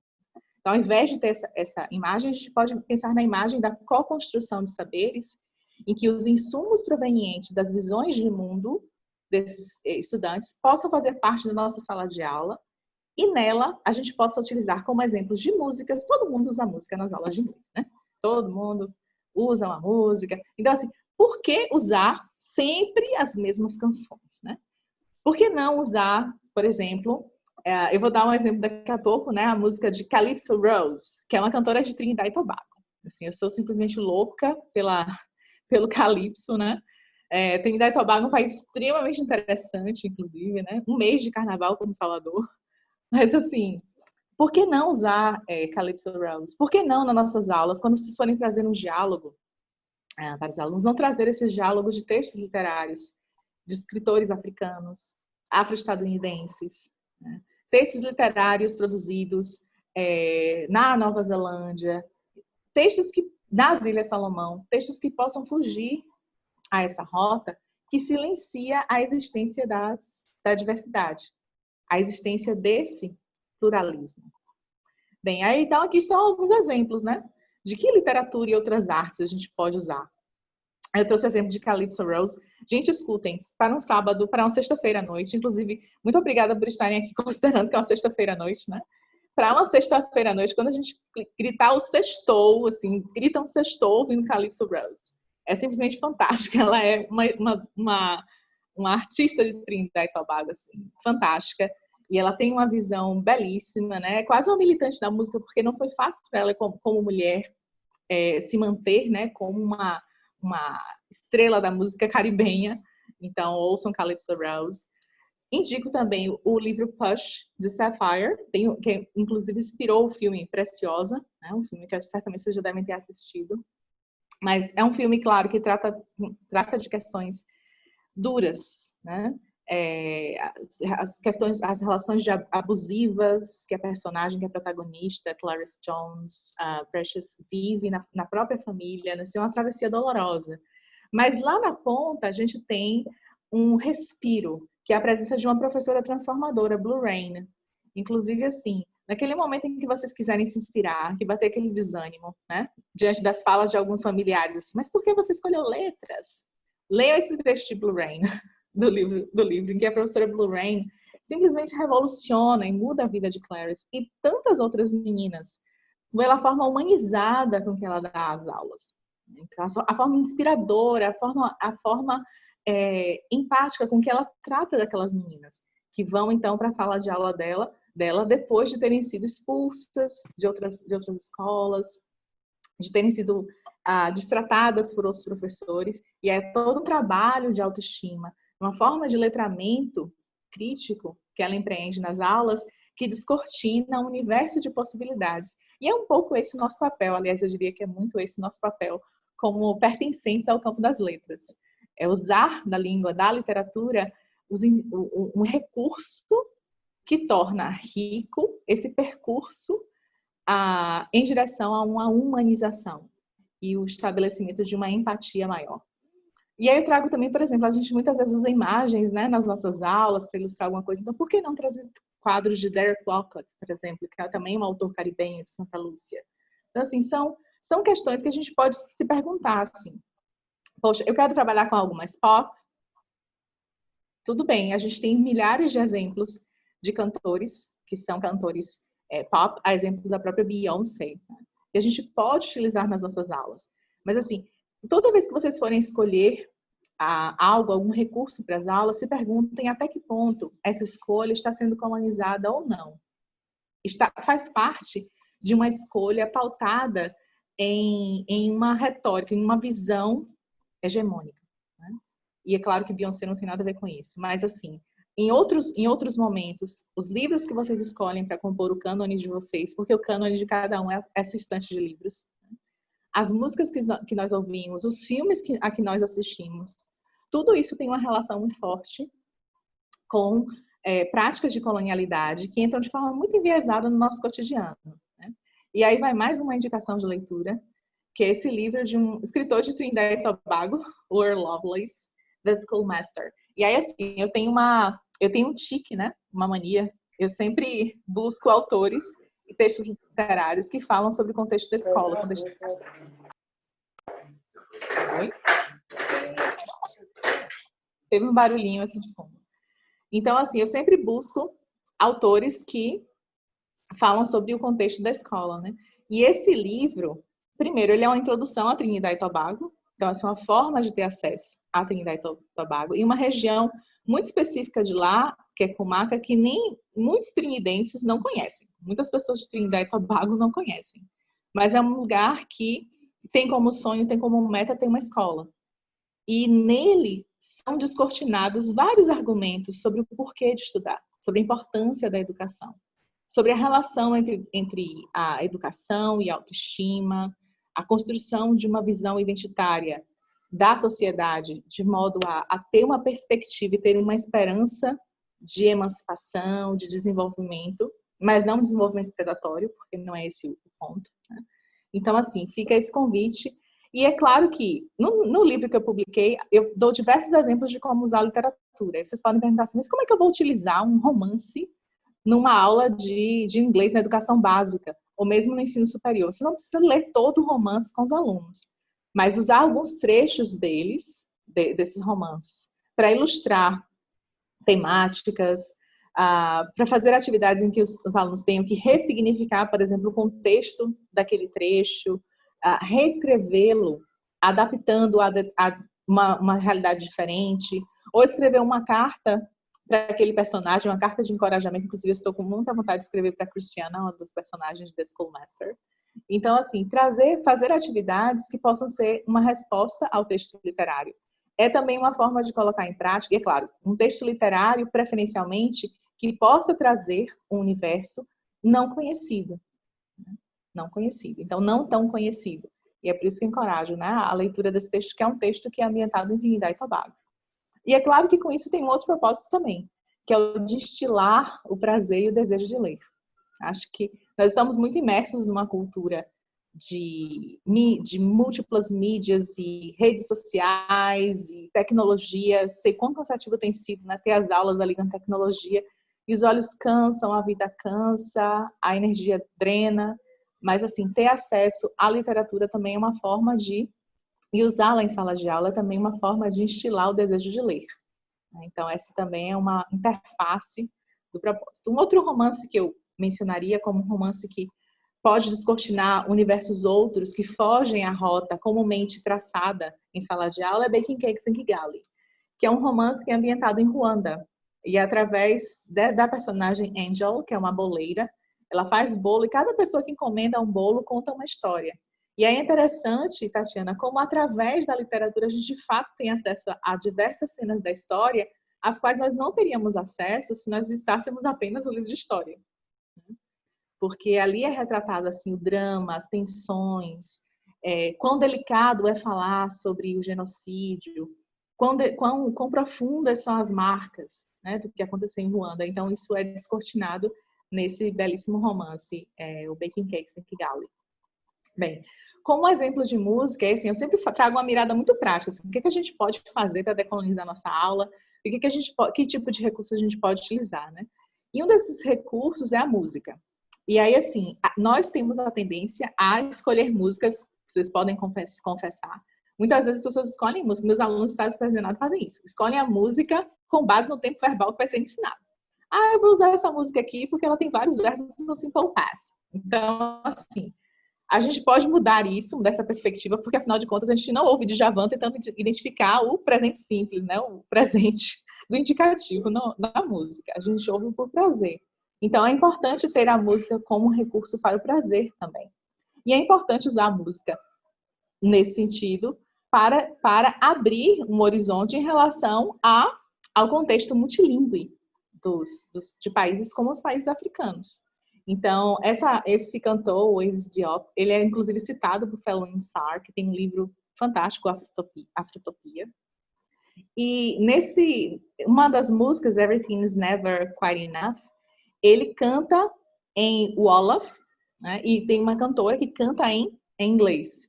Então, assim, essa é uma forma... É claro que ele é do Senegal. No Senegal, fala-se o francês, né, como uma das línguas oficiais. Mas ele canta em inglês e ele sempre interage com pessoas que cantam em inglês, mas ele faz questão também de cantar em Wolof, que é uma das línguas mais faladas no Senegal. Então, e a gente tem vários outros exemplos de outros cantores que usam também, que trazem outras línguas em suas canções. Então, fica aí a dica. A outra dica de filme seria The First Grader, né, que é um filme que é ambientado no Quênia. Então, assim, para as nossas aulas de língua inglesa, ao invés de trazer sempre as mesmas produções hollywoodianas ambientadas nos Estados Unidos e Inglaterra, eu diria que é imprescindível a gente traçar outras rotas, e uma delas é através desse filme que traz um contexto queniano, The First Grader, e que fala sobre a importância também da educação, o sentido que a educação traz para redimensionar a vida desse personagem principal, que aos 80 anos decide ir para a escola para aprender a ler. E também recomendo, é claro, um documentário. Obviamente que nas aulas de inglês, esse documentário é um documentário em português, mas a gente pode fazer uma atividade de tradução ou produzir uma atividade translingüe, em que a gente possa, então, trabalhar com essa produção, que é uma produção brasileira, e que traz um retrato da África, traz retratos, eu diria, né? Porque ele fotografa, inclusive, retratos de vários países africanos, trazendo cenas e temas que fogem à nossa história única do continente africano.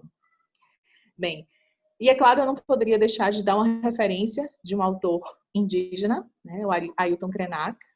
Em nossas aulas de inglês é plenamente possível traduzir alguns trechos, e há vários trechos simplesmente fascinantes, com uma visão de mundo, uma cosmovisão, que permite uma decolonização de todos os nossos preconceitos e da forma sempre muito caolha com que a gente vê as culturas indígenas. Então, e é claro, a relação que nós temos com a natureza, com os outros seres, que então adentra o escopo de uma filosofia da qual eu tenho tentado me filiar cada vez mais, que é a filosofia do bem viver. Essa filosofia do bem viver, que é trazida por Alberto Acosta, que pressupõe um mundo onde é possível que exista uma coexistência harmônica entre seres humanos e outros seres vivos também. E com isso, claro, pensar na construção de um mundo diferente. E aí, citando ele, que não será alcançado apenas com discursos excedentes e incoerentes com a prática. Outro mundo será possível se for pensado e erguido democraticamente, com os pés fincados nos direitos humanos e nos direitos da natureza. Porque, afinal de contas, eu acho fundamental, ao se pensar em decolonialidade, trazer em cena, trazer à baila a necessidade de nós primarmos pelos direitos da natureza também. Porque, afinal de contas, como na apresentação feita em relação a Fernanda Alencar, tudo está conectado, né? Tudo tem a ver com tudo. E esse universo no qual nós pertencemos, esse meio ambiente ao qual nós pertencemos, é também parte de quem nós somos. E isso eu me filio muito à cosmovisão indígena, né? De pensar o pássaro, pensar a árvore como seres que têm vida, que têm espírito, que têm alma, e que fazem parte de um todo, ao qual eu também pertenço. E eu acho que esse é um ponto forte e que nós, como professores, precisamos trazer para nossas aulas também, enquanto ensinamos língua inglesa. Bem, eu termino essa fala, que eu espero tenha sido breve. Eu não fiz controle do tempo, mas Eu termino, então, com essa citação de um romance de Ngugi Thiong'o, o Weep Not Child. O título é Não Chore Criança, né? Mas é interessante porque eu já li esse romance 3 vezes e todas as vezes eu chorei abundantemente. É um livro tocante, emocionante, fica o convite aí para a leitura, em que ele fala que Education is the light of Kenya. A educação é a luz do Quênia. E não é só a luz de lá, é a nossa luz aqui também. Nós precisamos cada vez mais dela. E vocês são esses astros, esses condutores dessa luz. Então, professores em formação, futuros professores, estudantes, né, professores desse centro universitário, tenham a educação como uma luz. E aí, então, com isso eu termino a minha fala, que estão as referências. E aí eu terminei de uma forma assim, agradecimento meio multilingüe. Obrigada, thank you, graças, merci, arigato, shukran, aguje. Aguje é obrigada em Guarani. Bem, então, é isso. Aqui ficou meu contato. Se alguém quiser entrar em contato, meu e-mail é fmpereira@ufro.br. Eu tenho uma conta no Instagram. Se alguém quiser me seguir, né? Claro, não é obrigado mas se quiser me contactar, pode entrar em contato por e-mail também, meu e-mail institucional. E é isso. Obrigada. Que fala potente, Fernanda. Eu sempre fico muito encantada quando eu escuto você falar. Aliás, todas as falas foram potentes, né? Essas mulheres são potentes que falaram aqui hoje. Eu agradeço imensamente as falas de vocês, as contribuições de vocês. Eu acredito que esse momento de conversa, de trocas, de vivências e práticas, né, de educação linguística e literária contribuiu de maneira significativa para a gente pensar, né, a partir e desde outras perspectivas e de perspectivas outras. Eu vou agora fazer a leitura dos comentários no chat, e aí eu reforço aos participantes ouvintes que vocês façam as perguntas. Ainda sobrou um tempo, eu também não controlei o tempo, né? Afinal, essa noção de cronos, né? De tempo também é uma noção colonial, então eu não fiquei preocupada com isso, não. Mas ainda temos alguns minutos para fazer uma discussão. Me parece que não há perguntas aqui no chat do Zoom. Somente alguns comentários. Professor Kesley, há perguntas aí no chat do YouTube? Professora Fernanda, também não há. Tem um comentário aqui bem legal, feito por Paulo Ricardo. Posso comentar o comentário dele? Claro, Fernanda. Fique à vontade. Assim, que é uma questão que todos os meus alunos perguntam também. Todos eles. Assim, ele falou o seguinte. Obrigada, inclusive, pelo comentário, Paulo. Acho que a maior dificuldade que eu encontraria como professor seria elaborar um material que trouxesse essa questão decolonial e ainda contemplasse o currículo proposto pela escola. Esse é um ponto. E, assim, tem escolas também que têm, às vezes, uma postura contrária ao uso de questões decoloniais. Quando eu fui professora, por exemplo, da educação básica, nós tivemos o projeto Acordo da Cultura, em que nós tínhamos que nós trabalhávamos temáticas ligadas a culturas africanas. E houve muita resistência, né? Muita resistência por parte de alunos, por parte de professores também. Mas, assim, um ponto é utilizar uma estratégia do subcomandante Galeano, né, que é citada por Catherine Walsh, que é de buscar brechas e fissuras. Então, se você vai, por exemplo, em sua sala, se você vai dar exemplos de países onde a língua inglesa é falada, não mencione os países, apenas os países convencionais. Mencione outros países também.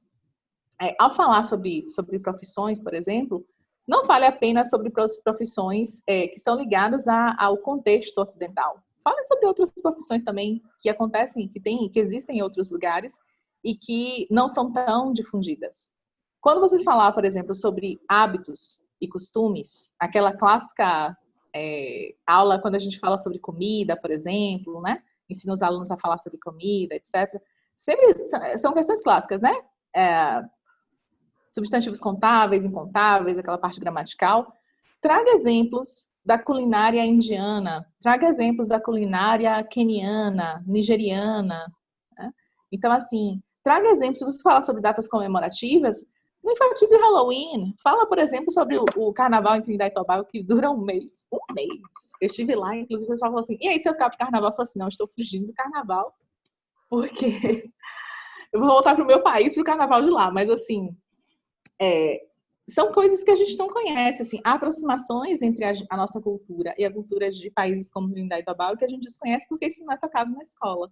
Então, assim, não é que em determinado momento você vai simplesmente trocar a aula de inglês por uma aula, digamos assim, de discussão, de debate sobre questões culturais. Mas a ideia é inserir nas aulas elementos que levem a redimensionar o olhar em relação às representações às quais nós estamos mais comumente acostumados, né? Às quais a gente tem acesso, sabe? Então, assim, eu acho interessantíssimo. Assim, alguém perguntou também, eu acho interessantíssimo trazer esses recursos para a aula, para que a gente possa, então, quebrar um pouco essa visão, né? Esses exemplos que são sempre muito, eu diria, muito ligados a uma colonialidade do saber, do ser. Então, essa é a estratégia, tá? Essa é a estratégia. E aí vem outra questão, assim, por exemplo, quando a gente fala sobre família, né? Então, assim, pergunta quais são os diversos tipos de família, né? Então, são só exemplos, porque a gente fica ratificando através dos livros didáticos e dos nossos próprios exemplos de sala de aula, aquela estrutura binária, né? Pai, mãe, filho, filha. Então, bora pensar em outras famílias também, sabe? Então, bora levar os alunos a pensar quais são os diversos tipos de família, né? Quais são as profissões que nós costumeiramente atribuímos a mulheres e a homens? Por quê? Né? Alguém já se perguntou por quê? Né? Quando a gente fala em rotina, qual é a rotina da mulher? Qual é a rotina numa família, né? De pai e mãe e tal? Qual é a rotina da mulher? Qual é a rotina do homem? Né? Por que a distribuição é assim? Então, são questões que a gente pode, no momento de dar uma aula sobre esse tema, lançar questões para ampliar o olhar, né? Para pontos que são fulcrais na nossa sociedade. Para a gente não ver mais exemplos de asfixias de existências. Então, alguém perguntou se foi intercâmbio ou foram viagens de turismo. Não foi nem uma coisa nem outra. Na verdade, assim, não foi intercâmbio porque eu não consigo ficar mais do que 15 dias fora do meu país, né? Eu tenho essa ligação forte, então são viagens curtas, geralmente. E não é bem de turismo, não, porque assim, eu faço tudo que geralmente um turista não faz, né? Então, eu não visito a determinados lugares, né? Que são tidos como, aquele lugar que você tem que ir. Não, eu gosto de ir a museus, eu gosto de ir aos templos, né? Eu vou muito aos museus. E assim, às vezes eu vou para o mesmo museu algumas vezes para poder aprender e tal, estudar. Eu vou muito às livrarias, né? Então, assim, eu converso com as pessoas de lá, eu tento fazer amigos para manter contato, conversar. Então, eu faço coisas bem incomuns. Bem. Tá, Paulo. Ok. Tá bom. Então, assim, se alguém quiser comentar mais alguma coisa, acho que foram essas duas perguntas. Eu vou ler aqui um comentário do Paulo também, que eu acho que tem a ver com a fala da professora Fernanda Alencar. Ele diz o seguinte: em Lovecraft Country, que virou série recentemente, tem uma personagem que troca a cor de pele e corpo através de uma poção, aludindo ao médico e o monstro. Eu penso que ele estava fazendo um paralelo entre entre o enredo do conto que você compartilhou conosco. As questões de transformação de corpo, né, que são tão presentes nas narrativas de ficção científica, né? Eu ainda não assisti essa série, estou super curiosa, na verdade, porque pelo que eu ouvi falar, eles revisitam Lovecraft, né? Porque Lovecraft tem uma questão complicadíssima, inclusive, que é o teor um tanto quanto racista do que ele escrevia, né? Então, assim, complicado. Mas pelo que eu ouvi falar, parece que a série tenta dar uma mexida nessa questão, ainda não assisti. Mas vou ficar de olho nesse daí. Obrigada pela dica, Paulo. Eu queria acrescentar uma sugestão aí para a lista da Fernanda, maravilhosa a lista. Fernanda, adorei sua fala, todas essas referências aí.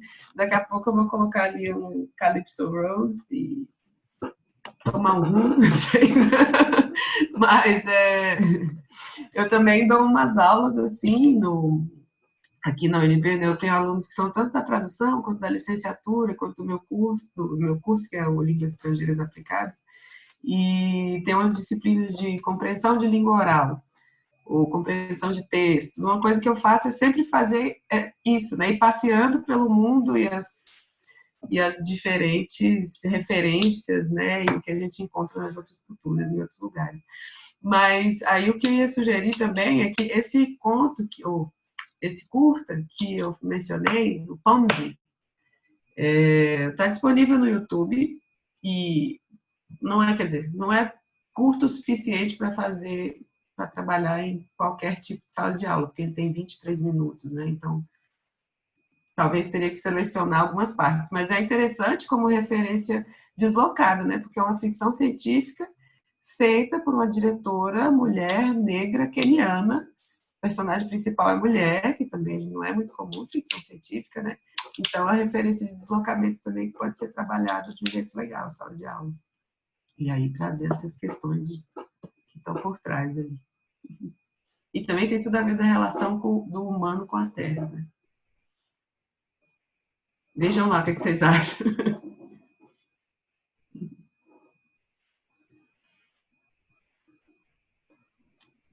Adorei as sugestões, muito obrigada. Eu vou fazer a leitura de alguns comentários das pessoas que acompanharam pelo YouTube. Eu vou começar aqui com uma mensagem para Tati. O nome do perfil está Mi Brown. Boa noite, grande Tati, minha colega. Aprendo muito contigo e este ano pude ampliar meus conhecimentos através das trocas que fizemos. Parabéns pela excelente explanação. Esse foi um comentário da Sebastiana Nascimento. Ótimas reflexões sobre o ensino de língua inglesa. Vamos usar muito esse material, Tati. E alguns corações. Sim, a Michelle, ela é professora de língua portuguesa e de literatura no colégio onde eu trabalho, né? A gente encara um grande desafio, que é ensinar literatura e história num colégio particular, numa cidade como Balneário Camboriú, né? E trabalhar essas questões, ela acaba sendo um desafio ainda maior. E é bem interessante, porque esse ano a gente passou pela experiência de levar a Chinua Achebe para a sala de aula, né? O impacto, o estranhamento que isso trouxe, e trabalhando em conjunto. Eu acho que isso é bem bacana, né? Porque são áreas que se interligam, então os alunos até já sabem, porque tudo que ela fala na aula dela se encaixa com os conteúdos da minha aula e vice-versa, né? Então acaba sendo um trabalho bastante bacana. A gente não dissocia o que está sendo trabalhado nas aulas de história com o que está sendo trabalhado nas aulas, principalmente de literatura. Né? A gente tenta articular que determinado período histórico você está, quem é que estava escrevendo o quê, quem é que estava falando o quê, e levando isso para a sala de aula. E esse ano a gente encarou o desafio de falar de literatura africana, né? Acreditando que é a partir daí, a partir dessas questões, do rompimento de estereótipos, que vai se refletir também para a questão da aceitação da diferença. Que talvez do respeito à diferença, né? A palavra não é nem aceitação, é do respeito, é desse intercâmbio, né? É de enxergar o mundo com uma lente mais plural. E isso só é possível quando você identifica essa pluralidade e acaba percebendo que ela é muito mais próxima de si do que você imaginava. E pegando num estado como Santa Catarina, num contexto bastante complicado, né, social, econômico, político, né, de crianças que têm outras referências, e é muito difícil, a gente tem quase que um muro de dificuldades para poder adentrar com essas crianças. E a literatura acaba sendo um caminho fantástico para fazer isso, porque você trabalha com as subjetividades delas, né? É bem legal porque eles pensam que, poxa, eu estou lendo uma literatura africana e várias situações que eu estou vendo ali, eu estou me identificando, eu estou enxergando essas situações, eu estou vendo o que está acontecendo. São pessoas que estão próximas a mim. E isso é fundamental. Eu acho que é esse o grande papel da educação. A palavra da professora Fernanda foi essencial nesse sentido, porque é assim que eu penso também, neste papel que a educação tem. É claro que tem as barreiras curriculares, nós estamos trabalhando num colégio que tem um currículo fechado, com materiais prontos, mas a gente tem que ir para além do material, né? Não é o inserir o conteúdo, é o conteúdo que tem, de que olhar que eu posso trabalhar ele com os alunos, né? Quais as referências que eu posso abrir mão, porque essas já estamos cansados de sabê-las, até vêm naturalmente, qual outras que eu posso inserir para falar da mesma coisa, né? É trabalhar no entrelugar, né? Nas entrelinhas, buscar as frestas, mas esse é um trabalho que só é eficiente quando é feito em conjunto. Por isso que essa minha parceria, né, nas aulas de história, com a professora de língua portuguesa, literatura, de língua inglesa, é fundamental para que o resultado seja efetivo na sala de aula.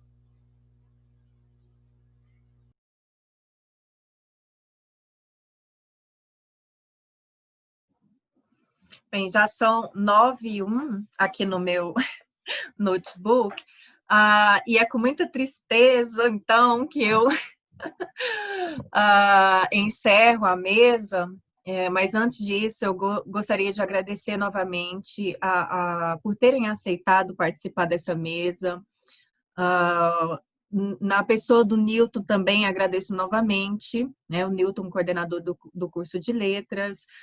Foi um prazer imenso ouvir vocês, e é isso, espero ouvi-las também em outros momentos, em outras lives.